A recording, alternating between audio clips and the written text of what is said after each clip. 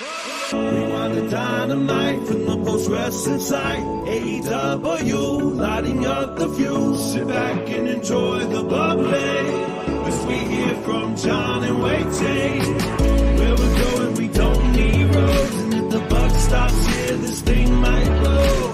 Everything you hear are opinions of the show. And if you don't like it, go to the forums and let them know. Hello, everybody. I am John Pollock alongside Wai Ting, and tonight it is time to play Rewind and Arson. Oh, yeah. Not the first time we've had to discuss arson in wrestling. No, not even in AEW. I mean, I think this is the first time we've seen like a physical structure lit on fire. Like we had Jack Perry torched at Double or in Nothing. AEW, yeah, but I mean in wrestling, come on. Oh no, in wrestling It happens all the time. You know, it's just another week. Yeah, we will. That segment was something else.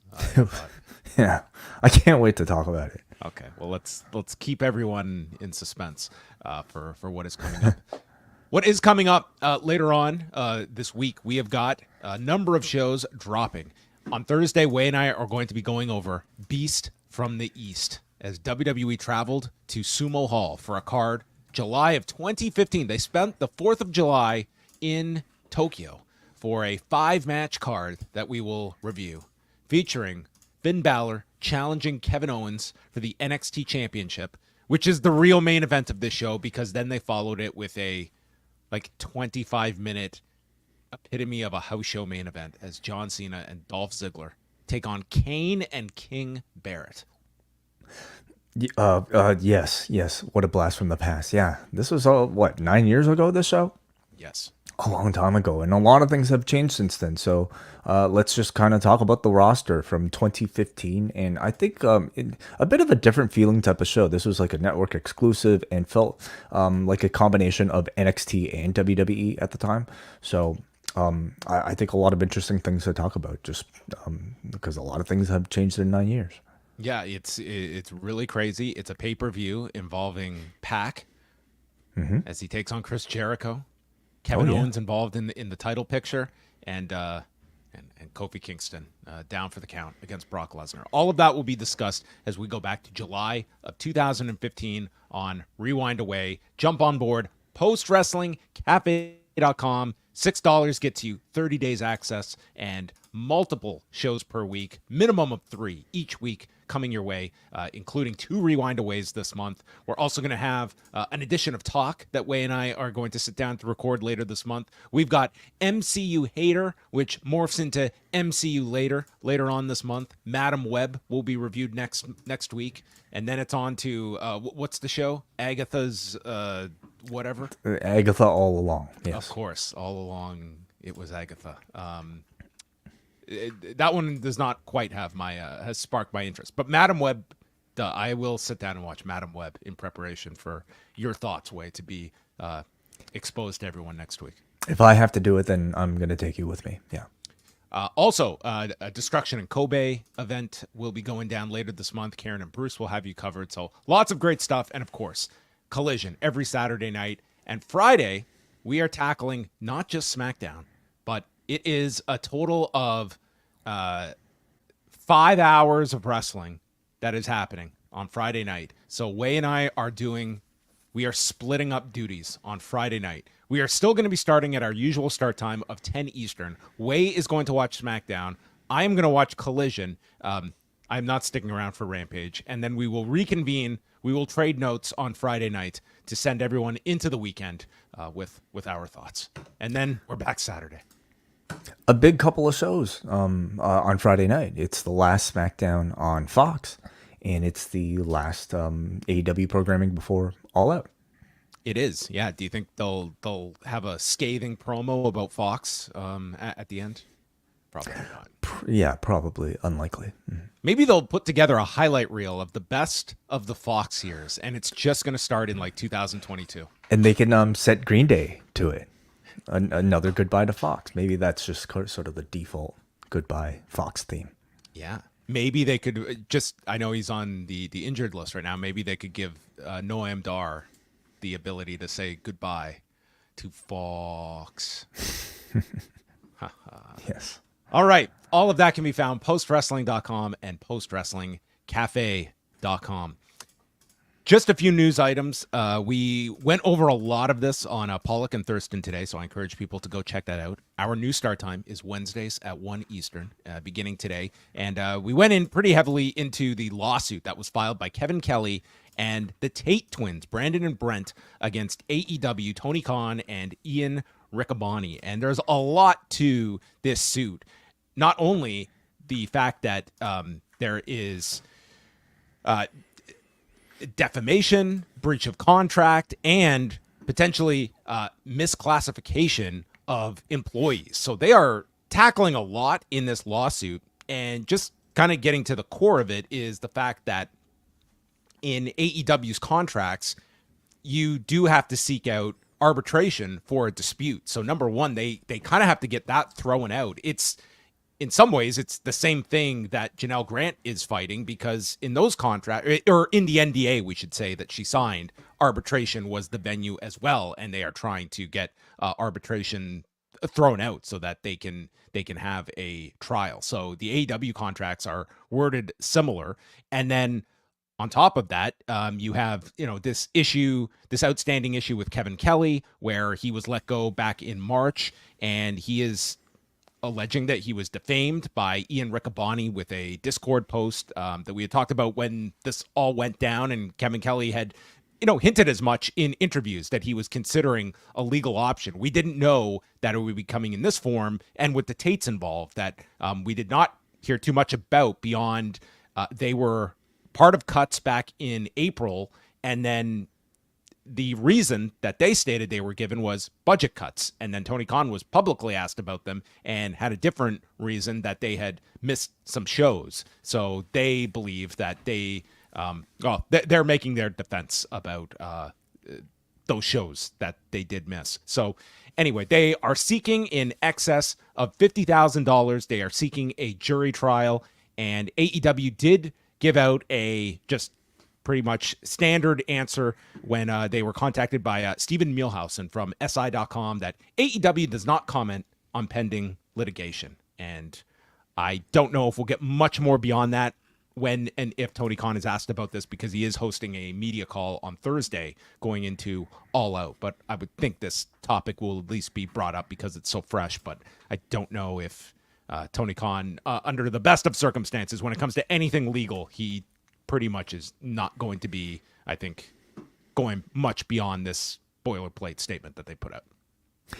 It would be a real surprise if he said anything more than this company. Let me break down this whole case and how it's going to go, guys. Get your pens out. Yeah. I think that... Mm-hmm. What I know you can't see into the future, but if you had to predict, do you think this goes to any sort of trial, or do you think it gets put away with... I'd be very surprised if this got to the trial stage. I mean, just so many of these cases do not make it that far.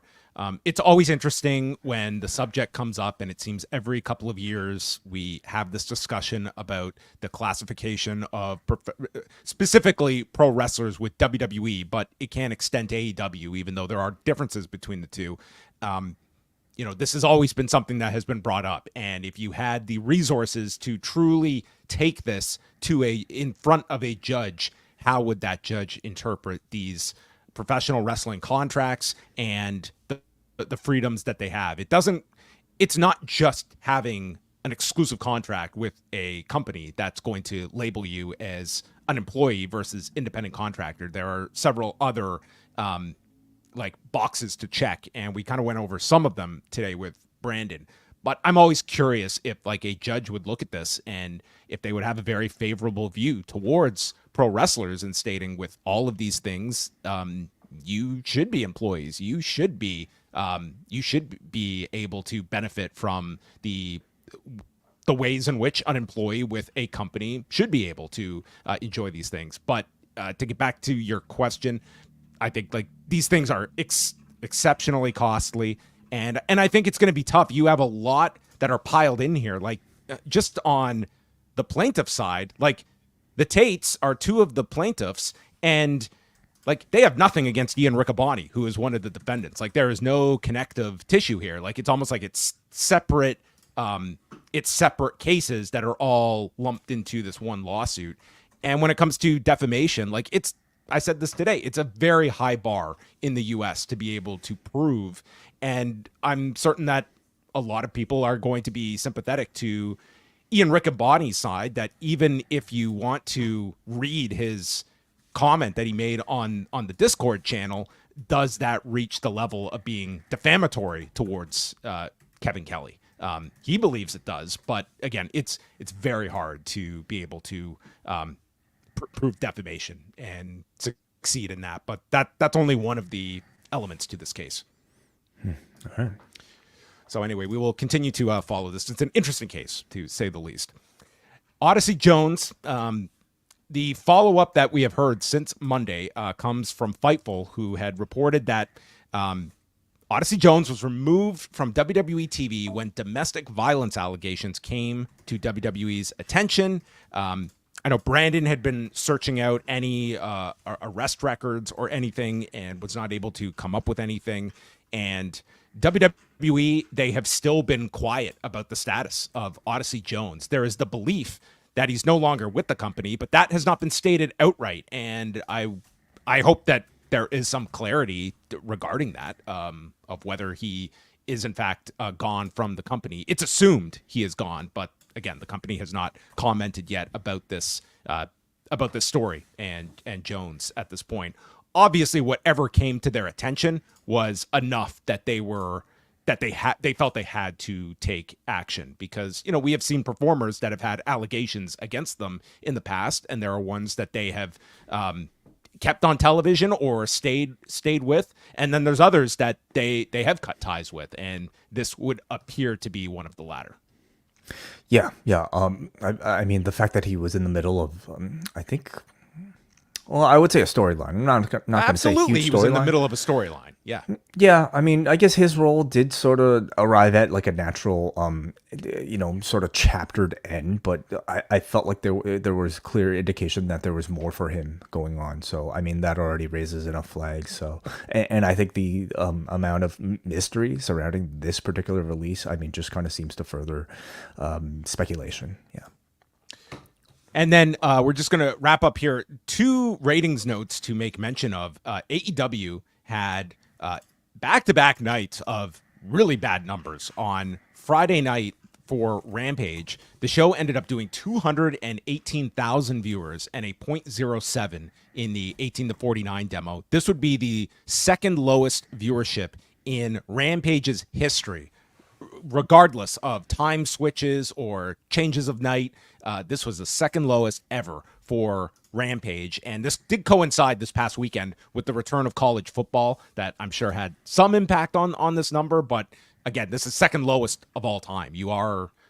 College football has been around every year that Rampage has as well. Saturday, Collision, this also coinciding with many college football games and several hours after the Bash in Berlin show that we have seen, always typically does a number on Collision and its audience. It fell to viewership of 289,000 viewers and a .10 in the 18 to 49 demographic. So this was the show's lowest viewership excluding preemptions since it launched in June of last year. So and a 35% decline in viewership from last week, 18% drop in the 18 to 49 audience. Amazingly, males 18 to 34 slightly up from the week prior. So men 18 to 34, they got in their wrestling, they got in their football, and they were not going to miss some Collision on top of it on Saturday. But not great numbers for Rampage. I mean, Rampage is sort of, it is where it is at this point. But just to see both of these numbers back to back, like we are talking about, in the ballpark of all-time lows for these shows. Well, I think Collision is starting to get closer to Rampage territory than I think, feeling like it's sort of an equal level show to AEW Dynamite. This particular Collision from last week didn't have anything announced for it until I think after Rampage. And it just kind of gives the impression that like they aren't even trying. This week's Collision is different. It feels like they're making an effort with this special Friday edition of Collision. Well, they are, but I mean, man, this Friday, I mean, they're going up against really the tough, last SmackDown on Fox. I mean, just going against SmackDown, period. I don't know if the last one on Fox really has much attention to it, but you're coming off the event from Saturday. You're going up against SmackDown. You're not on your regular night. I think this is going to be. I do not foresee Collision doing well on Friday night at all. And the question is going to be the impact just that college football has on Collision during this season. Like, yes, you're going to have the PLEs once a month to contend with, but it's also football. And is Collision going to be like I don't think this past Saturday maybe is indicative of a normal week, but I mean, you are seeing this slide, and how many people are kind of making that less and less of a priority on Saturday nights, regardless of what they have announced. But those were your ratings notes, and that's about all. So we will be covering All Out this Saturday. Again, as soon as the pay-per-view ends, Wai and I will be live this Saturday night at a hopefully respectable time. Sure. Yeah. Tonight's show, Wai, was from the UW Panther Arena in Milwaukee, Wisconsin. Ever been? Never. No. Milwaukee itself, I don't think I have. You? Maybe drove through Milwaukee. I've never stopped in Milwaukee. Okay. I can't say I've been there, but seemed like Someday. a nice town. 2,448 tickets distributed, according to WrestleTix. And out to start is Daniel Garcia, who storms to the ring. And he is not going to wait until All Out to break MJF's neck. So MJF appears in the crowd, and he's flanked by security and tells Garcia, "I'm going to paint the canvas red with your blood and break your neck," and calls him a skinhead hooked on Ozempic. Mm-hmm. Yeah. And, which is like, I guess, a very topical drug. That's the go-to, I think, for a pro wrestling insult, if you're bringing up a drug. Well, Daniel Garcia reaches into his bag of insults and brings up that MJF is fake and has to cover up his acne, and says that you even went to Turkey for a hair transplant that didn't even work. That's how fake you are. And you have a fake love for AEW. And I think I was thinking the same thing every single person was thinking. I'm like, this dude's got ink on his calf for this company. And Garcia covers this. He's like, even with your fake tattoo. I was like, okay, there you go. You've covered it. You covered all his bases here. Yeah. I mean, well, the sentiment is that, I guess, despite him having a tattoo, it's still an insincere love. Sure. That would be actually an amazing spot if one day his like boot is taken off and it's revealed like it was a fake tattoo, and he just did that for to endear himself to the crowd, but it was a bullshit tattoo. I don't think he was suggesting that the tattoo was fake. It's just his love. Garcia said it. Garcia called it fake. Did he say those exact words? He says he has a fake tattoo. Oh, okay. I thought he was just insinuating like the sentiment being fake. He could have meant both. Garcia says he's obsessed with ruining MJF's life, wants him to suffer, and I want the people that love you to suffer too. So if you ever manage to stay with a woman for longer than a year, I want you to marry that woman. I want you to buy a house with her, and I want you to have a child. And every time you pick up that ugly child, you're going to have a tingle down your body as a result of what I did to you. And one day, when your child asks you, were you ever a wrestler? You're going to have to tell them, I was a wrestler until Daniel Garcia ended my career. And this was, I mean, a lot of people were raving about Daniel Garcia's promo last week. This was his best promo. This was tremendous, I thought. Yeah. And MJF says, even MJF is impressed here. He's like, wow, when did you learn how to talk? And says, you've still got a lot to learn. I did a favor dropping you on your head, teaching you not to trust anyone. These fans are fickle. They loved me until they didn't. They'll do the same to you. And I will protect you by putting you into a wheelchair. And then your mother can take care of you. and it won't be the first time she's had a man on her back that she's tending to in that bed. So Garcia has to be restrained by security, but breaks free and makes his way all the way through the crowd up to MJF, who has a glass bottle and breaks it in Daniel Garcia's face. And Garcia is down and he's bloodied, and MJF just sits next to him and says, "You woke up something dormant in me, and you have to go through hell to get to paradise. And on Saturday, I'm going to send you to paradise." And then he kisses the wound and gets all the blood all over his mouth. Totally disgusting. And that was our angle. I thought Garcia in particular was outstanding in this segment. Oh, this was a great segment. I really think Garcia has taken a big step up in a short amount of time. I mean, this talent I think has been there this whole time, but he hasn't been able to show it until these past couple weeks. On the mic, he was here arguably against the best talker in the business, and I thought that he felt like he belonged. You know, they gave him some really nice jabs against MJF, the acne, the hair transplant. Those are great, like sort of like make us laugh type of superficial jabs. But then he got a lot deeper, you know, wishing that MJF could find somebody to be in a relationship for longer than 1 year, and then wishing that he could have an ugly child just so that he could pick him up and be reminded of the tingles in his spine every time he picked him up. Like, that's great cerebral heel stuff. So by this point, I really do feel like Daniel Garcia has done a really good job of shedding that sort of sports entertainer, you know, type of story, type of character from his I think reputation. No dancing whatsoever. I don't even want to see it, certainly in the match itself. I think they've done a great job of creating a serious tone for this entire program in a short amount of time. He's still somebody who I think is lacking in credibility of wins. And, you know, he's not, I don't even remember the last time he had, what was his last pay-per-view match even? I'd have to look it up because he's been off for like several months. He's what you would consider certainly like mid card. I would even say for most of the year like lower mid card, sometimes not even appearing at all.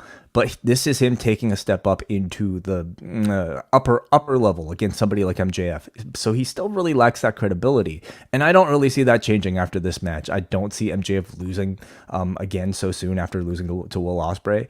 So I'm very curious to see what they have for Garcia coming out of this to keep him at this level, to keep him strong, and to hopefully keep him in a lower upper card type of level.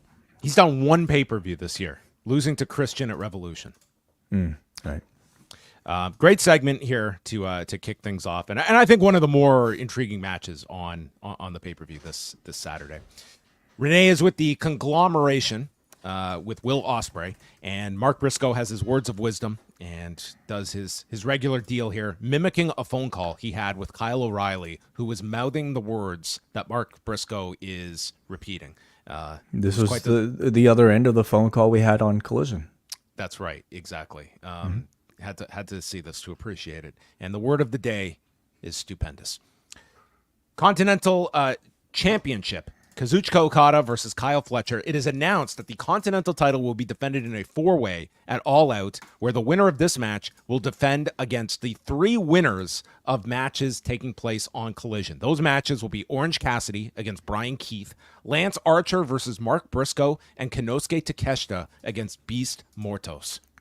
Yeah, so just even from the matchups, like I think we can presume who's going to win those matches. It'll very likely be Okada versus Orange Cassidy versus Konosuke Takeshita, and maybe a bit more of a toss-up here between Archer and Briscoe, but I'm probably going with Mark Briscoe. I don't see Archer pinning Briscoe. Yeah. So there you have it. Okada and Fletcher for the Continental Championship. Don Callis on commentary, and Fletcher's right arm is wrapped up. And Okada is delivering these strikes as Okada is yelling, "Aussie, Aussie, Aussie," as he is delivering the strikes.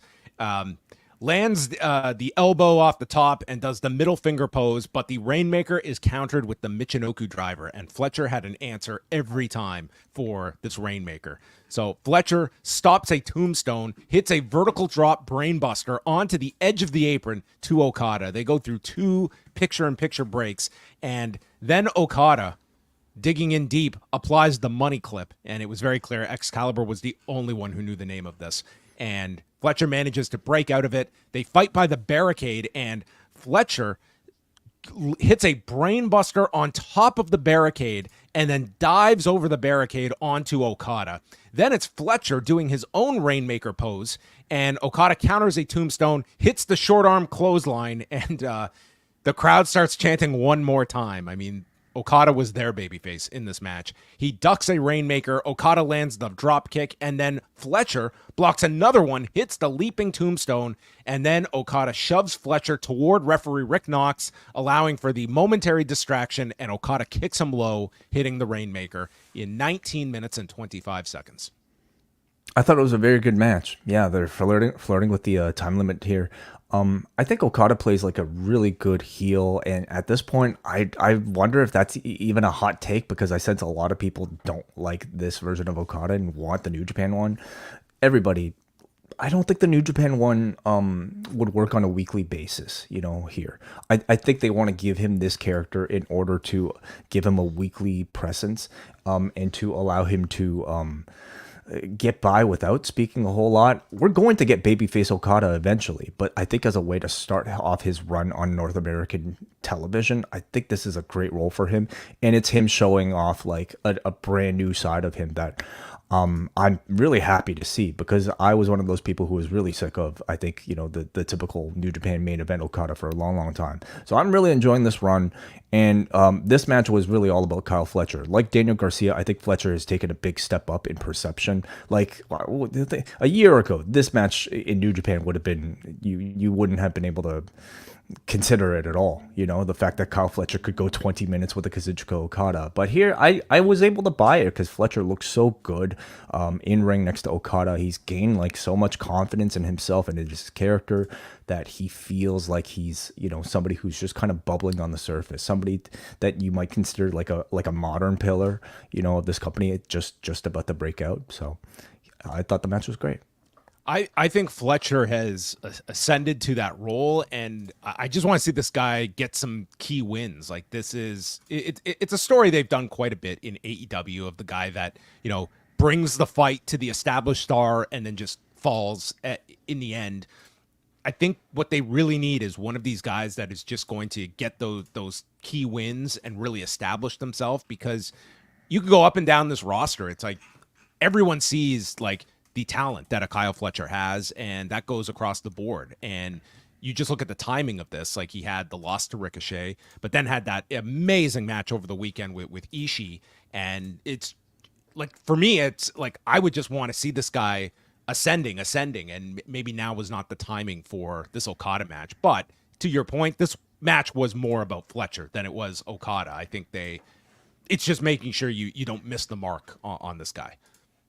Absolutely. And they have a big show coming up in Australia a while from now, I'm going to say. But hopefully by that time, Kyle Fletcher will become like somebody that you might be able to depend on to challenge for the world title, or maybe even be champion by that point. Takeshita checks on Fletcher, and then he has words for Okada. So for everyone's question about when will we get Takeshita and Okada in the ring, and we had suggested maybe the tournament at the end of the year, maybe it's going to be All Out. Because I don't see Takeshita losing to Beast Mortis. Well, it's going to be the 4-way, yeah, for sure. So now the 4-way is interesting because it offers an opportunity for Okada to drop the championship without actually getting pinned. But we also know that hasn't he said that he's entering the Continental Classic this year? I think that was stated. Yeah, so I mean, either way, I guess he could be on a path to win the championship back. I'm thinking more that he retains, and Takeshita still becomes like the one we're focusing on, maybe to win the Continental Classic. But they're drawing direct allusions to Okada versus Konosuke Takeshita. So for all of us that might have been concerned that Takeshita would kind of get lost in the shuffle post G1, doesn't seem to be the case. I think they're making a big case to build him up against Okada here. I would like to see the person that is the champion that has to enter the tournament has some advantage. Like there's a purpose for having this title, because it almost makes this title like for someone that challenges Okada like a month before the tournament. Like there should be that incentive to be the champion when you give it up for this tournament, that you're the number one. You get something like there should be. I guess I don't know if a buy. It's tough to do in a round robin right. Scenario, but they're almost. You get a nice necklace. How about a bracelet? Okay, to commemorate your. I think bracelets have been a little exhausted. Maybe we can come up with another trinket of sorts. Right. They showed this video that they had put on their social media of Swerve with Prince Nana purchasing his childhood home. And this is shown with photos of him when he was younger. They fell on hard times. Their house was foreclosed on. And he made a promise at that time that one day he would buy this house back. This was like a nice feel-good video. By the end of tonight, folks, stay tuned if you missed the show. This ended up being an amazing payoff. Boy, did I love this. I mean, first of all, let's mention them putting this out online in the afternoon. I think that was necessary to sort of tell us the timeline, to set things up for the timeline, because there's no way Hangman Page, of course, would have been able to go to wherever this is. Did they mention where this was? Did Seattle, Washington? I don't know. Whatever. Yeah. There's no way Page would have been able to get there if they had saved this video to air on Dynamite itself, right? So they had to put this in the afternoon, and I guess Page caught the next flight out of town to wherever this was. He had his super GPS. He was ready. Yeah. He found it. But the feeling of this was, I think, so great. Like it felt like something you'd see on, like, I don't know, like a sappy reality TV show of somebody like being able to finally achieve a lifelong dream. This is something that I think everybody dreams about, to buy your childhood home for your parents when they were kicked out. I mean, it was a wonderful setup for it. And I almost even wonder if part of the thinking of showing Swerve signing that new contract was to set this moment up, Yeah, I mean, who doesn't grow up with the idea, without having the idea of torching your childhood home for a pro wrestling angle? I mean, those are they found a great looking home, like to torch, wouldn't you say? This is a small it's like investment. kind of like, nice, like you could buy the story here really well. Like it's kind of run down a little bit. Yeah. I wonder what the comparables are like in the neighborhood. I don't know what this would set them back. You got to go on House Sigma, really. Jamie Hayter versus Robyn Renegade. Short match here. Saraya and Harley Cameron are watching in the back, and Hayter fires back with this drop kick, hits 3 consecutive backbreakers and the Hayterade to get the victory. But no angle shot with Jamie Hayter and Saraya, which maybe we could get Friday, but I assume we're getting that at the pay-per-view. You are? Because I don't know. At this point, it almost seems like they might be delaying it, because I feel like they would have hit it a little harder on this show. Well, they had Saraya watching. Yeah. How many women's matches do we have on? We got Willow versus Statlander. We've got Moné versus Shida. I think that's it. Yeah, nothing with Mariah May. Mariah May is not listed on the show yet. Again, we don't have all the full card yet. I assume we're still going to get some. I could see them actually saving this one. Perhaps Yeah. you do have Arthur Ashe coming up as well. Like they have to hit that show hard, because that show's struggling as we are 3 weeks out from Grand Slam. I think Hayter's this was a really nice showcase for Jamie Hayter. Robyn Renegade did a great job of making Hayter's offense look really good. But I think an in-arena promo wouldn't hurt. But maybe it's because the fact that she's not on All Out that they might want to save some of that for after the cycle. Roderick Strong is complaining to Christopher Daniels that his foot was under the rope last week. Thankfully, they didn't replay the footage, because Way would have had to be subjected to Aubrey leaping over his leg to call for the bell. Hook storms in. Subject to a lot of hate online for defending that spot. Hook agrees it was a bad call, and we can settle this tonight. And Roderick explains, "I'm not going to fight you in this dump of a city, but I'll call my shot soon, and you'll be the first to know about it." So this is our Kevin Owens segment, where he was offered the title shot and not on his schedule. Maybe he was thinking, you know what, Hook, we gotta move tickets for Grand Slam in a couple of weeks. We've got the 5-year anniversary show. This pay-per-view tonight, we can't give this out on just a couple segments notice. So, yeah, this is we got to wait for this one. Yeah, I'm thinking it's that. I'm thinking Grand Slam, just with Hook and I believe. I was thinking this would be on the buy-in on Saturday. I guess that's possible. Yeah, here I am last week defending the spot, saying, this is a great way to build to a match in 2 weeks, and they might not even be doing it in 2 weeks. So, again, I feel like if they were going to make the match, they probably would have made it tonight. So, yeah, it's fine. Marina Shafir is destroying dudes backstage, and Jon Moxley accompanies her. They walk past the Elite, and Moxley walks up to Jack Perry and says, I don't care what they say. You're a sweet kid. Yeah, interesting. So we know the Elite is feuding with the BCC, but here's Moxley showing that he's not with that war. He's in fact trying to draw allegiances with the Elite. And a notable absence later when the Elite were beating down the BCC 4-on-3. That's right. So yeah. They walk out to the ring, and Moxley asks if Darby is somewhere in Milwaukee, but he's not. He said that he wrestled a kid no one had heard of several years ago. I beat the piss out of him for 20 minutes, and afterwards I smiled, or he smiled, and I realized then that he was special because he plays the game the way it should be played, knowing it's a privilege to perform in front of these people, not something you're entitled to. And he wants to talk to Darby Allin, and he doesn't want to apply pressure. So don't make him. And he leaves with Marina Shafir. So my thought here is that it is going to be Jon Moxley that is going to train Darby for this title match against Bryan Danielson. Interesting. Okay. Now, as a babyface? This certainly came off as like babyface. Jon Moxley. Well, but the interaction with the Elite did not, right? So, I think this is less like just babyface heel, and it's like it's consistent with Jon Moxley that has always had a respect for the audience, but that takes him like this guy can go in whatever direction you really need. Like this is not like some big adjustment to the Jon Moxley persona. Like he's playing the same guy, but he has now some vested interest in what I believe as is Bryan Danielson.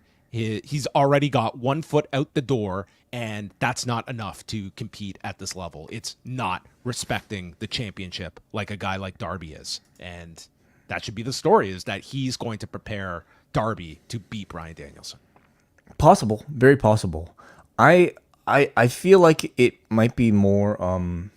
we know Darby has that title shot coming up, and I think that might be very likely for Wrestle Dream. It had been they had stated the title shot was for Grand Slam, but I'm with you, and I think Wrestle Dream makes a whole lot more sense for those two in Washington. Yeah. But I do get the sense that we might be building to a feud between Moxley and Darby with all of this. And I see Mox taking a bit more of like a directly heel sort of character. I find it really interesting how like what they're doing with Marina Shafir. I mean, Shafir is essentially Moxley's muscle. She's his bodyguard who's just kind of like taking people, all these poor security guards that are just like standing there in their way. So it's an interesting way of framing Shafir. I don't even know if like they're not even showing their hand about like where they want to slot Shafir in the women's division right now. She's China. She's playing China, who's just sort of like his bodyguard, a part of like Mox's storyline. So I find it all still very interesting 2 weeks in.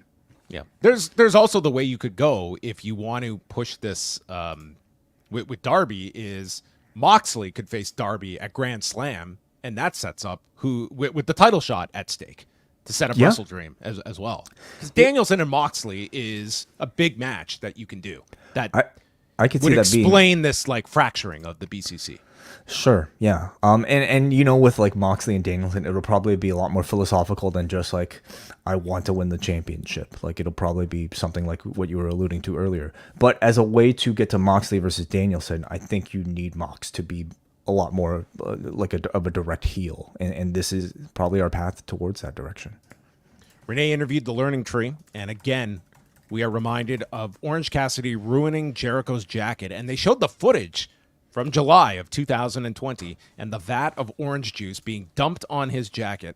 And that is the impetus for Brian Keith to beat Orange Cassidy on Collision. And Orange Cassidy walks in and states, if Brian Keith can beat him, he will pay Jericho his $7,000 in cash. The lingering question is if he will take into account inflation over the past 4 years. Sure. Yeah. Probably not. I don't know if Orange Cassidy is, one to calculate that. So what is this leading to? I mean, Orange I think Cassidy beating Brian Keith, and that's it. I really want to see $7,000 in cash. Just I want to see on like what that looks like. I guess not that impressive, but probably like a nice little bag. Yeah, these two are fighting over $7,000, and we just had in storyline Will Ospreay pay $127,000 to attack MJF in the Go Home segment for All In. Sure, yeah. I'm just saying, like, the realities of these storyline monetary figures. I was like, I don't know how much should a jacket cost to sound impressive? I mean, it can't. Well, they they keep bringing up that $7,000 it couldn't be the real price. Like that's crazy talk. It couldn't be $7,000, and he probably got it at Goodwill. It was probably like 75. Sure, yeah. I thought he meant his light up jacket for some reason, and I guess Jericho never had the light up jacket, did he? In AEW. He's had it. Didn't he have that destroyed? Yeah, didn't he have that? He's done it all. Yeah, he's done it all. That was probably around a $7,000 jacket, maybe more. Mariah May and Nyla Rose for the women's title. We have May attacking her with slaps, and then Rose catches her with body slams and a leg drop. And John Cena, Orange will lose and then pay in pennies. Yeah, amazing. That's one way to go. May applies a guillotine as they return from break, and Rose charges into the buckle and hits an avalanche. Beast Bomb is stopped, and then Rose rolls through on a high cross, hitting the world's strongest slam. And then on the floor, May yanks out the leg on the steps and hits a running knee smash, and she wants to win by countout. Rose beats the count at 9, right into another knee strike, and the Storm Zero as Mariah May wins. Match that didn't have a whole lot of heat to it. Yeah, and it was kind of just there on the show. It was like, well, Toni Storm is not here. She's in Australia promoting Grand Slam next month, or in February, and that's that. And Mariah May is in a holding pattern. Yeah, I agree. I thought the crowd energy was pretty low for this one. It was technically fine, this match, but there's nothing about it that I think, was all that compelling. And you don't panic over like one match, but it does give me a little bit concerned about Mariah May's appeal without Toni Storm. Her entire life in AEW has been based around Toni Storm. I mean, to this point, like her finish is Toni Storm's finish, and they could be building to a rematch right away. But I think this is also time for her to start building something new with somebody else, and at least like with they had almost no build for this Nyla Rose title match, so maybe you don't think that this is anything to be concerned about. But at least this straight up match without sort of the momentum of like a Toni Storm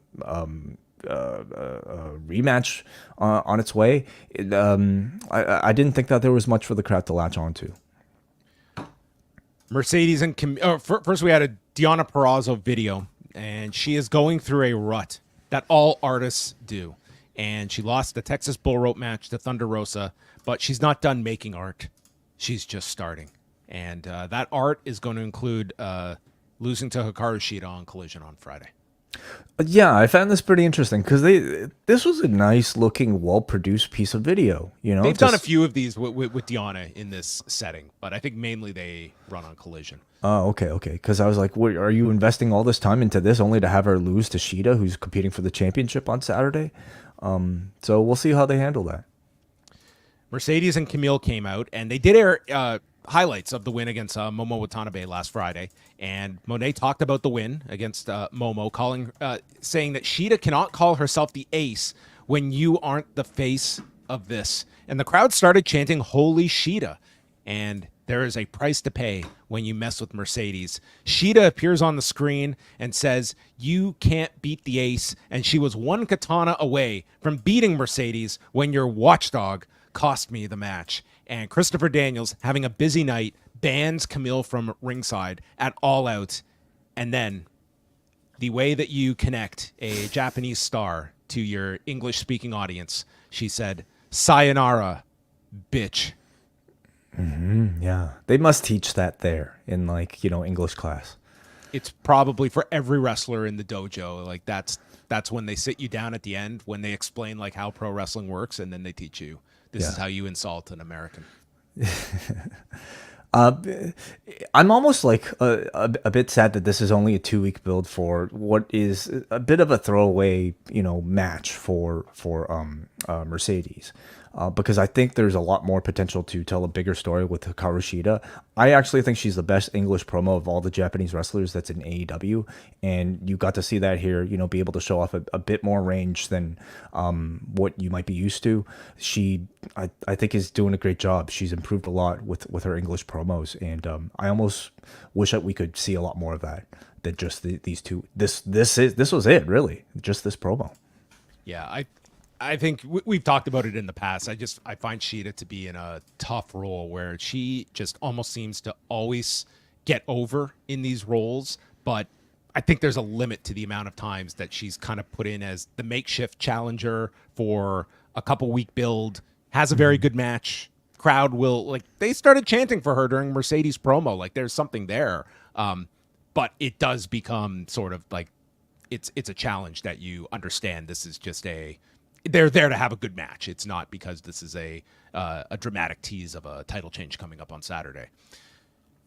The Elite are backstage, and Jack Perry brings up All Out 2021 being in the ring when Danielson arrived in this company, and he vowed one day it would be his turn to stand in the ring with Danielson. And I was sitting at home when I heard the news that Danielson's career was winding down, and I thought I had missed my chance. So I changed who I was. I went to Japan. I sold my own T-shirts, and Danielson, you could have helped me, but you didn't. And I did think that requires some explanation. I don't know how you do it in a digestible way, even if it's not so much like the disciplinary committee. I just think he said it multiple times, and those that might be able to connect the dots there. But do you think he was explicitly talking about the disciplinary committee, like Brian's role on the disciplinary committee, or could it just be interpreted as like you're a locker room veteran, you could have I would prefer they explain it like that rather than the disciplinary committee. But last week when he said that no one wanted me back here, including you, I think that was more clear cut of what was being referenced, but states that it's not going to be a happy ending this Saturday. And it ends with Matt Jackson stating they will do anything to make sure the AEW title comes back to the Elite. Mm-hmm. So I'm hearing that line. I'm thinking more about the Jon Moxley association now with the Elite. Could doing anything mean an association with Jon Moxley, so that Moxley could win the belt off of Bryan for the Elite? Yeah. I guess there's something of like if Moxley gets involved. Man, I think that would piss a lot of people off for Moxley to be tied into this entire like Elite takeover type of story. Yeah. And then Shane McMahon shows up and he's the mastermind of it all. Yeah, none of this sounds really compelling stuff to me. I don't know. The Elite stuff to me has really passed its expiration date for me. And I think it's been a detriment because all these people should be in a better scenario than they are. In particular, I think the Young Bucks. I think this story has really just made them non-entities on this show. And that's quite remarkable that they're in this role that I just feel has felt tired. Jack Perry has, I think, benefited in this role since coming back, and this is a very big match on Saturday, but he is kind of in this role, the first title challenger, and what people are, even with the caveat of teasing Danielson's career, like nobody is treating that as his career is on the line Saturday. Yeah. So the final match is a 6-man tag. Danielson is out on commentary. It is Pac, Claudio Castagnoli, and Wheeler Yuta, the trios champions, in a non-title match with Will Ospreay, Kyle O'Reilly, and Orange Cassidy. And if you do go back, absolutely watch the last 5 minutes of this show, but also rewind to watch Kyle O'Reilly play the air guitar for Will Ospreay's entrance and Orange Cassidy's reaction to Kyle O'Reilly's air guitar playing and then like playing the bongos on top of it. This man is he's a unique cat. That's all I can say. Watch them during entrances. I think is starting to become a thing because they had a really nice interaction with Hologram as well on Collision. That's right. So Danielson says that Ospreay might be the best wrestler he's ever been in the ring with. And we get this great sequence with Pac and Ospreay very early on as they tease you with the match that is coming up on Saturday. Excalibur at one point threatens to chat with Danielson about economic exclusion zones, but we didn't go that far during any of the picture-in-picture breaks. And then we continue on here, and Claudio ends up launching Yuta off the top onto Cassidy for a 2 count. Ospreay and Pac are in again, and we get a Sky Twister press from Ospreay off of Kyle's back, and then Cassidy comes off Kyle's back with a light elbow drop onto Pac that Danielson tried to defend by stating, yeah, it might look silly, but he's putting all of his weight into that elbow. It's deceptive. Can you say that's untrue? Maybe he just totally like sandbagged and came off the back with this elbow drop, and it was a real devastating maneuver from Orange Cassidy.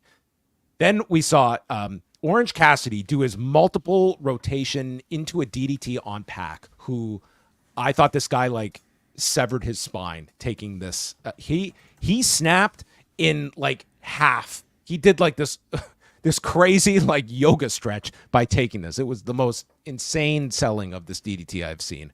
Then Claudio blocks his own and hits Cassidy with a jackhammer. Danielson's just in awe of this man's strength. And after multiple dives to the floor, they end up on the ramp, and Yuta attacks Ospreay. Ospreay goes for the hidden blade when Pac tries once again to hit him with the Poison Rana on the stage, but this time Will blocks it, sends Pac off the stage, and hits a cannonball, and those two end up fighting to the back as Cassidy and Claudio return to the ring. Kyle and Cassidy double team Claudio. That leads to a beach break. Claudio kicks out, and then Kyle does like a liver kick right into an arm-in guillotine, and Claudio is fighting this guillotine, and finally he attempts to press him in the air for an uppercut, at least attempted to, and then hits the giant swing as Yuta hits the sit-out dropkick, and Claudio pins Kyle in a pretty spectacular 6-man tag. That went 19 minutes. Wow.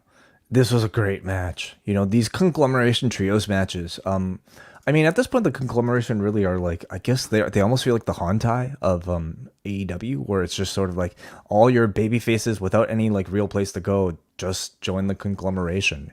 And I'm there for it. Okay, if it means that we can get these like occasional matches with like talent as incredible as Orange Cassidy with Kyle O'Reilly, and then you throw in like a Will Ospreay in there, like these end up feeling like all-star matches, you know, all-star games.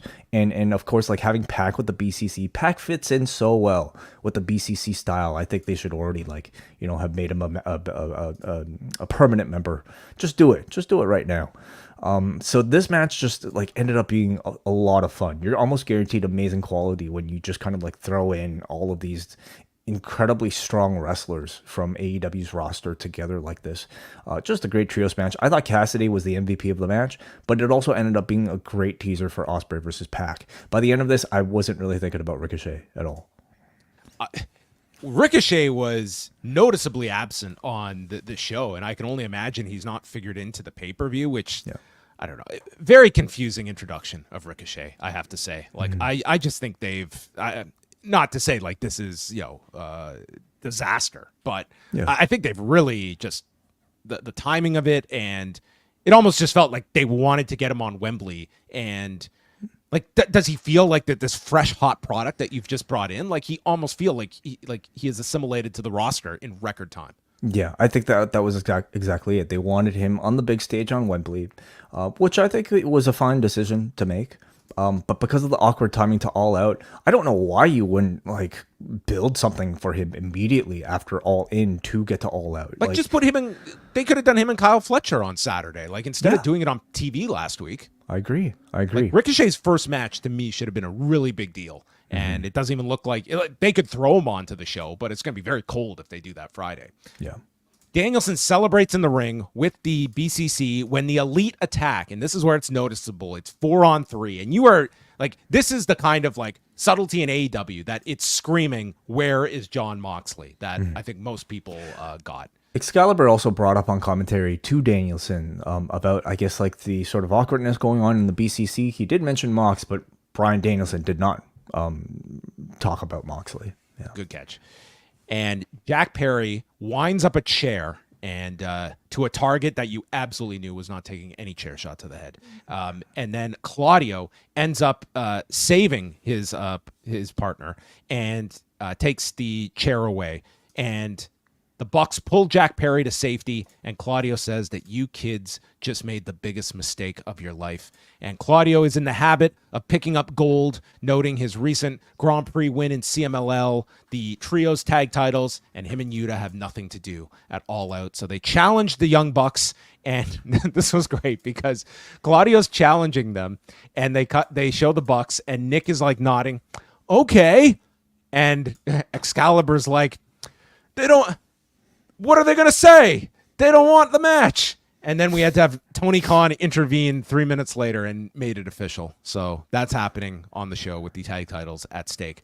But then we cut to first Danielson says that he is sick and tired of Jack Perry, and he guarantees that this Sunday, I hope he knows when the pay-per-view is, Jack Perry will get his fucking head kicked in.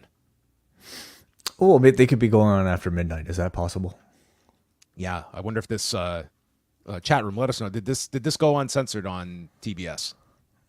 I meant when he said Sunday. Oh, on Sunday, yeah. I mean, Tony Khan probably wanted to censor that more so than. Well, I'm saying, could the match be on after midnight? Oh, sorry. I think they'll start the match before. But they're midnight. In Chicago. It could go after midnight. But they're in Chicago, which is then they're an hour behind. It's going to be definitely Saturday. Okay, right. So there's no saving Danielson here. They cut to Ospreay and Pac fighting backstage with Pac hitting a brainbuster on an equipment box to Will. This is crazy. These two. The immediate question from one of the, I think it's Excalibur, is he going to be 100% on Saturday? It's like, yeah, he'll be fine. And Pac yells, I warned you, William. Underestimate me at your own peril. See you Saturday. Yeah. Well, they're not in the main event, of course, John. So, they will be there. I'm suddenly looking forward to Ospreay versus Pac a lot more than I did, last week. I mean, I think last week I was thinking so much Ricochet, Ospreay. Pac versus Ospreay, I think is going to be the match of the night. Is there a saving grace that Ospreay retains, and then it's the reversal? Ricochet comes out after Will's match, like the reversal from last week when Will came out, and you do leave the pay-per-view with that tease of the match. The match has already been teased, though.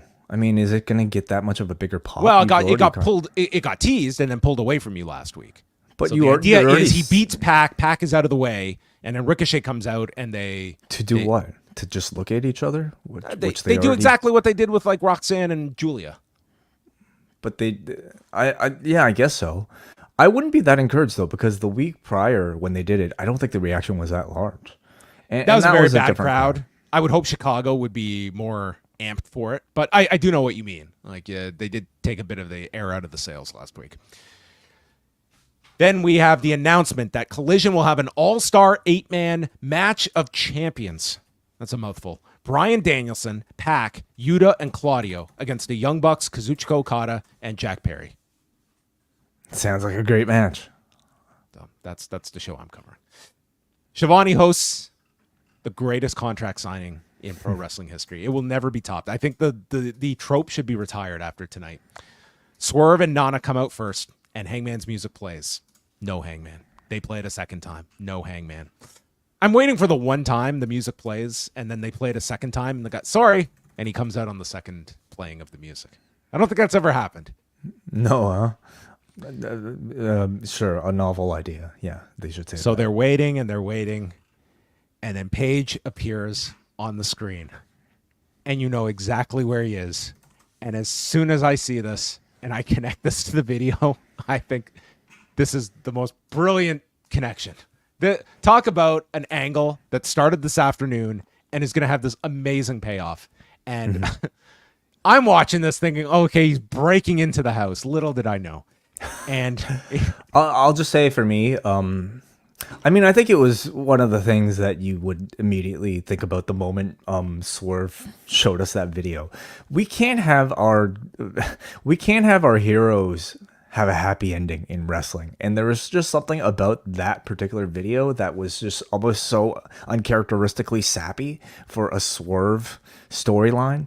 But I wasn't thinking angle alert when I saw that video. Like I mean, I was like right away, and it's great. It's great because I think you'll have varied reactions to it. I think also after doing a little bit more research, it seems like somebody who was working, one of the firefighters who was working on this scene had unfortunately spoiled it on Reddit. Oh no. Yeah, showing a photo of the set itself, saying that I'm shooting something for AEW, and it was quickly taken off. But enough people saw it. Wow, that's damn, the Reddit. So he enters Swerve's house, says, "Why do I need to sign a contract for something we both know is going to happen?" Fine logic for these contract signings. Mentions Swerve's fiance, his kids, and says, "You have more to your life than just in being in the ring," and said, "You let it slip by showing me something that was important to you, your childhood home." And we're doing cutaways to Swerve, and he knows what's coming. Swerve was very good in the reactions here. They could have been very cheesy, but I thought Swerve reacted. It wasn't like the silly, I'm going to run to the back and try and sprint. Where the hell is he going? Well, how many times have we seen that, though? How many times have we seen that? You're multiple states away, and the guy runs to the back. The difference is, though, usually we see it when somebody invades somebody's home with their family there, right? And you would run to the back to call your family members. This is an empty home. So he speaks about Swerve's parents and says, "I bet your father didn't love you very much and regrets having you. And what a wonderful world it would be if you were never born." And then you see the gasoline start to pour all over the house. He said, "You told me to make a decision between hate and success. You came to my home and saw me taking my pregnant wife to the hospital, and I had to choose between vengeance and peace. And I told you that there was nothing I wanted more out of this life than to burn your world to the ground. I will take what is left of you on Saturday. I'll take your pride, your dignity. You will be begging for mercy, and I'm not going to give it to you. So Swerve, you can say goodbye to the AEW title. You can say goodbye to your health, your career, your happiness. And tonight, you get to practice by saying goodbye to Swerve's house." And this man sits down in this in this chair, Like a lazy boy. A lazy boy. Yeah. Lights up a stick.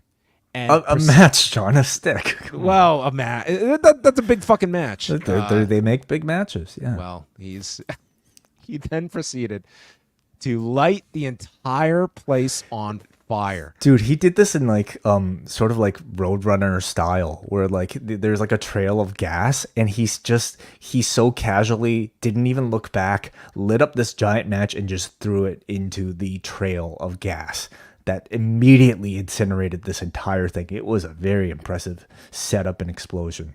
As I've said many times, I'm a very boring person to watch wrestling with. I'm very quiet. I don't talk. I was howling. I was laughing so hard Sick as I was watching this because, dude, he's just sitting there as Amazing. this whole thing is going up in flames. I thought this guy was going to be engulfed, and that was going to be the end of this. Swerve's on his knees, and Page just sits back, and he has a drink. Dude, I don't know if this is selling one more pay-per-view buy, but goddamn was I entertained by this. I thought this was how could you not think this would be selling any more because dude, this was way over the top, and I can see a lot of people not enjoying this. Do we forget how this entire thing started, John?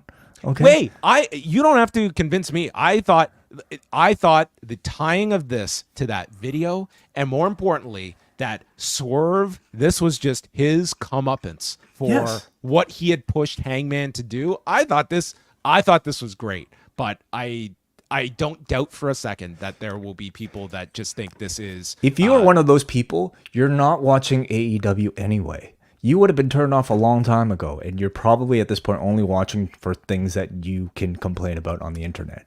If you're already on board with this entire thing that started from this guy threatening his children in his crib to the other guy drinking this dude's blood to now burning his house, this perfectly fits everything. I enjoyed this a lot. I thought this was a great angle. I thought that they have done all the legwork to get to this, where had they just done this out of the blue, this would have been totally ridiculous. But all of it this has been the descent of Hangman Page to become an arsonist on national television. Page's character evolution, I think, is so perfectly logical. And it's been so incredibly well told. It's been so incredibly well performed. Like, here's a man who really was a good guy. He was on our side. We were on his side.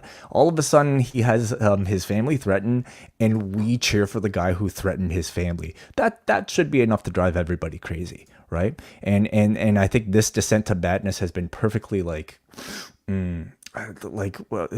understandable, and it's led up to this point where he's now become the villain, where he's now become evil, and to a level that I don't know if even Swerve is capable of. All those arguments about like Swerve threatening Page's kids being an irredeemable act, well, I would say they're kind of even now, and we can now fully embrace Hangman Page as the lead bad guy in this feud. You know where I will see there are going to be people that the knee jerk is the visual of this does harken back to the whole Randy Orton story with the Wyatts. I think people are going to draw. Well, that's going to be people's knee jerk reaction to these kinds of angles. That's all I say, Way. Is as a point of criticism for this? Oh, Way, I watch every morsel of AEW programming with the idea of who cares about them? Who cares about those people? They don't matter. Get into the psyche.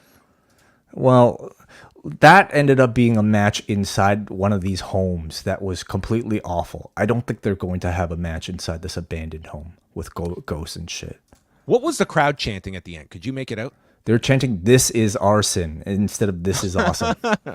That's great. I was trying to make it very out. Very funny. Yeah. That's a very good chant. I love this segment. I thought it was terrific. Great segment. I thought this segment. And I thought the Daniel Garcia segment, I thought Ospreay and Pac really intensified their match as well going into this. And this is the updated line. We have 8 matches thus far. Bryan Danielson and Jack Perry for the AEW Championship. The Young Bucks against Claudio and Yuta. Okada and the 3 winners on Collision. Mercedes Moné and Hikaru Shida. MJF and Daniel Garcia. Swerve Strickland against Hangman Page in the Steel Cage Lights Out match. And Willow Nightingale versus Chris Statlander, Chicago Street Fight, and Ospreay against Pac. And more matches to come, I am sure. Yeah, I mean, obviously, I think the threat of Danielson possibly retiring from full-time action as a result of losing the championship, should have the biggest stakes. But Swerve versus Page, is the biggest program, especially after an angle like this. It's a lights-out match. You have to... Right. Okay, so that's the justification. That'll main event then. Yes. Right. I would be perfectly content with these 8 matches, but I think we're going to get much more.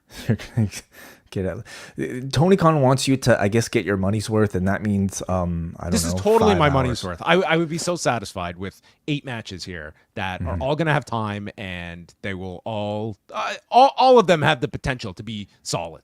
I don't see any match here where I have grand concerns over. Yeah. I think it's been like, I don't know why AEW continues. Like, I do understand, like, what is it? The holiday being like a big sort reason why Tony continues to want to like put it on Labor Day. But now you're doing it a week after Labor Day. So does it even still make sense anymore?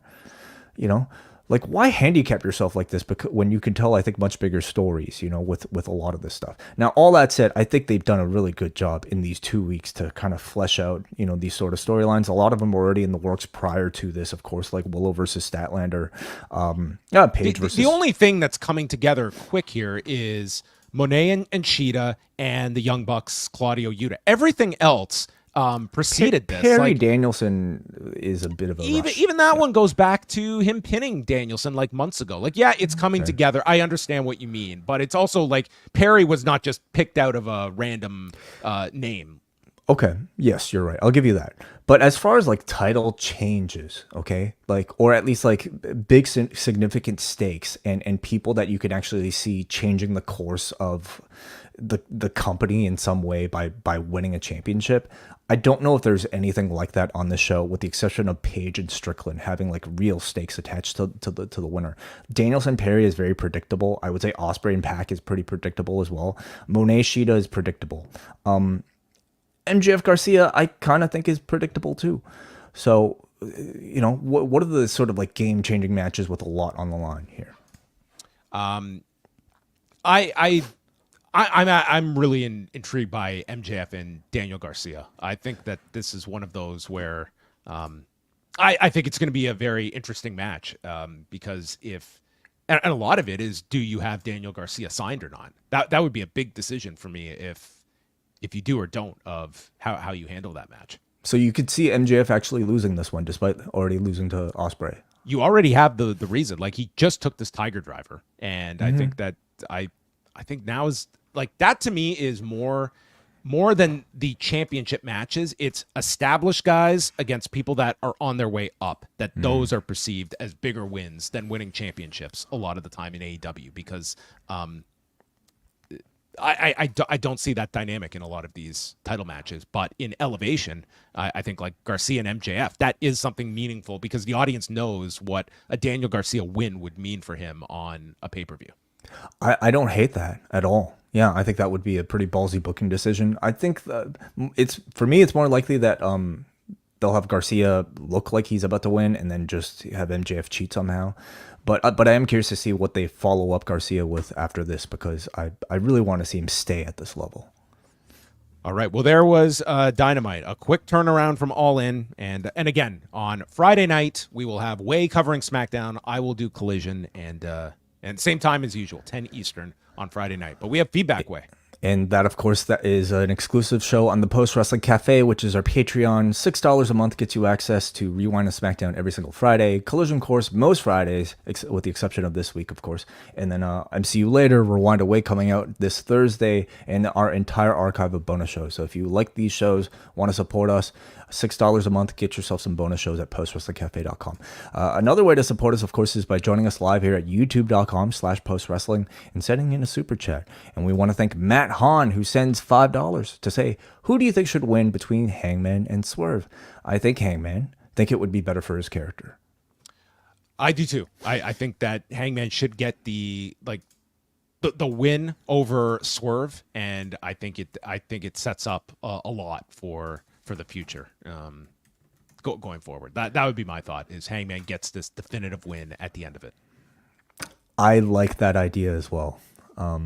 I think he's just really been able to recreate himself into like a much more menacing version of himself. And all of a sudden, I think you've already done a great job of establishing Swerve at a high level.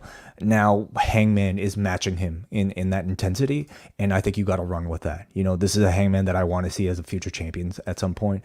And I want to see Swerve get his revenge somewhere down the line as well. Like, this is a feud that I think could go on for years. It has to at this point. Look what they've done to each other. Go back to the first promo that Swerve cut on Hangman, and he's talking about how he's not motivated, he's not hitting the gym, he's lost that fire in him. Sorry to make the obvious pun. Found it. He has rekindled that spark. This ties in. Like, at the end of it, now you've got this killer that has come out of it that is more more determined than ever, like this monster that you have created. This is a program that I think we will look back on as a clear sort of career rivalry for both of them. They've both made each other so much better. So yeah, I think I think Hangman should win this one, personally. Thank you very much for that super chat. Let's go to forum.postwrestling.com, John. Benjamin writes, I thought it was a little predictable after the segment earlier in the show. The payoff of Hangman burning down Swerve's house was well worth it. A great segment. Looking forward to All Out. I hope their attendance and ratings start rising again. They've been putting on good shows. Do you know the number for All Out at present? They're 6 or 7? It was around 6,500, which hopefully they hit 7. You would think maybe they get a last minute bump for it, which is but by these days, like, you'll take 7 for an AEW show. But Friday night is only they're like under 2,500. Let's go to Mark, who says, I think it's safe to assume that the AEW but WBD media rights renewal is locked up with a nice increase. You generally don't burn down a house for an angle if you don't have the money to, pardon the pun, burn. Yeah, well, again, like, realistically, how much do you think a house like that would cost? Why don't you call your realtor and ask them, if you wanted to burn your house down, what would is that within the budget? I mean, for Tony Khan, sure it is, you know? What costs more, okay? That or Europe? Exactly. Like, to burn down a house or to pay for the final countdown. Probably Europe. You think so? I think yeah. Yeah. Then this is a small price to pay. Yeah. Andrew from Cape Breton. Tonight's show was pretty lit. Straight fire it was. Okay, let's get them all in here. Usually we don't get... Okay, he just keeps going and going here with the fire puns. So I'm not sure how to feel about the sending angle. One of the things about the original home invasion was it was kept serious, despite the absurdity of it being a part of a wrestling program. I'm wondering if tonight stepped over the line as the crowd chanted at the end of the show, "This is arson." On one hand, I'm reminded of the time Randy Orton burned down Bray Wyatt's house, but an angle like that was always cartoony. Nothing about Swerve and Hangman has been cartoonish, and I can understand Hangman's twisted motivation. I think what is setting it over the top for me on the realism scale is normally in wrestling, wrestlers don't press charges because they just want to fight in the ring. However, this guy could also end up setting other places on fire by accident and would be charged regardless of whose house he burnt down. Folks, in another universe, Bronson Reed would be arrested for attempted murder on Braun Strowman. But listen, you know what would be a killer is if Swerve didn't have insurance on the house. Well, he just bought it, okay? I don't know. He might have just bought it like sight unseen and just didn't have his paperwork done. So, but I disagree with this poster when he said that this is, the first angle somehow was kept serious, but this was not serious. Okay, the crowd chanted, "This is arson," because that's what kind of crowds do. They look for witty chants, all right? I don't take that as an indication that this was not serious. We had Swerve Strickland tell us exactly what this place means to him. This is a lifelong goal of his, to buy off the house that his parents couldn't afford. It means everything to him, deeper than any championship we could ever imagine. And Page took that away. For all the people that I think complain about the bead, the bracelet. This was way more meaningful and way more devastating to somebody than having their bracelet broken. They burned down their childhood home. So I would say this is very serious. Your reaction to it, I guess, could vary. But for me, I felt it was heartbreaking for Swerve. Do you think that this was the type of angle that would have spurred on people that now I'm buying this show? Because that's what you were attempting to do here. And I just don't know if people, I was entertained by this. Your attempt is to try to build interest in the feud. And that's going to vary for everybody about whether or not they're going to pay money coming off of it as a result. And I don't even know if Tony Khan can control it that much. What he could do is try to get us interested in the feud and to get us talking about it. And I thought this was one of those angles that did. All right, let's go to Brian in New Jersey, who says, the roof is on fire. Yes. This feud is still on, is still fire. Okay. Given that the video of Swerve reclaiming his childhood home was first put online hours ago, I guess that gave Hangman enough time to have any real estate friends search for recent closings and find the address. Bookending tonight's Dynamite with heating up MJF versus Garcia and heating up Swerve versus Hangman in the cage was good go-home television to me. Even with more space between All In and All Out this year, things still seemed a bit rushing getting the All Out card together, but I'm still looking forward to it a lot. Jon Moxley not being rushed into a pay-per-view match is smart, as they let whatever he has planned with Darby play out, making me think that Darby returns to TV. When he returns to TV, the crowd will explode. Very fun trios match. Glad Takeshita is pretty much guaranteed to be on the pay-per-view with Okada. I don't know about... Well, okay, yeah, in the four-way match, yeah. I think Kyle Fletcher has really shined as a solo act. If Mark Davis ever returns, I can see Aussie Open taking the same route as Rascals and MSK recently did, teaming up again briefly before splitting up violently. Thoughts? Yeah, I think you've done too much with Kyle Fletcher to go back to the tag team whenever Mark Davis is ready. I don't mean that ends. Like, there's other things you could do with Mark Davis. As we've seen the other way around when Kyle Fletcher was hurt and Mark Davis had to fill in for him in New Japan.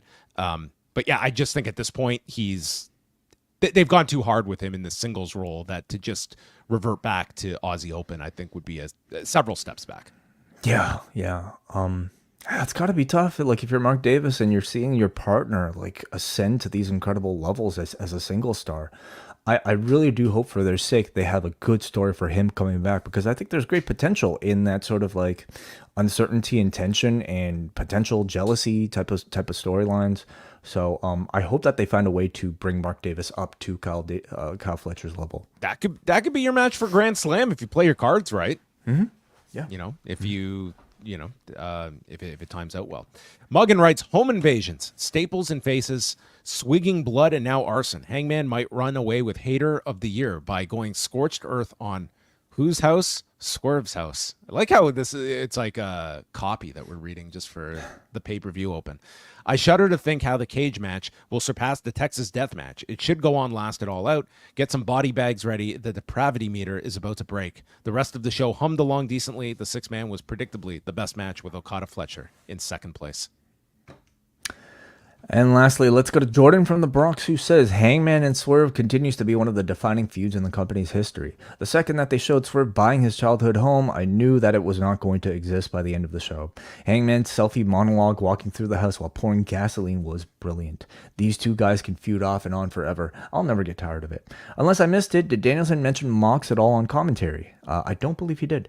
Are we to assume that Mox is no longer in BCC? I think they're deliberately keeping it a mystery right Very now. so. Very much so. Or is Mox opening up a different wing in the dojo with Marina Shafir? Is Pac down with BCC? I would say he is. Interested to see where all of this ends up. Unrelated to Dynamite, the Sid Udy audio retrospective was very well done. This is, of course, something John released on the Post Wrestling Cafe last week. As a child in early 1992, I was completely awestruck by his look and intensity. He was my favorite childhood wrestler until this day. Hold him in high regard. For those that may not understand the phenomenon that he was, there's a YouTube video highlighting his path of destruction from the 92 Rumble to WrestleMania 8. The barbershop destruction, walking away from Hogan at Saturday night's main event, and various jobber squashes were what formed my wrestling fandom. Sid was a one-of-a-kind performer. Rest in peace. All right. Well, thank you very much, Jordan.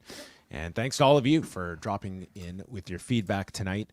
We will be chatting with you on Thursday on the Post Wrestling Cafe with Rewind Away number 164. We're chatting WWE, Beast in the East, and then coming back on the Cafe Friday night with Rewind to SmackDown, and concluding the week with All Out on Saturday. Also in the next couple of days, Post ProRes is coming out late Thursday, early Friday morning with WH Park and Karen Peterson. So you can look out for that as well.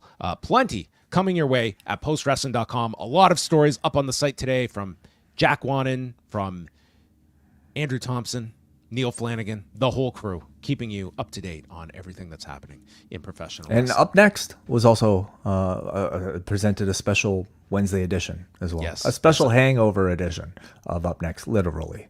Yes, a happy birthday to one Davey Portman, who is now 35 years of age. So hear how his post-birthday went on Wednesday morning when they had to get up and do a show together. That is it for us. We'll speak with you many more times this week, and that concludes Rewind to Dynamite.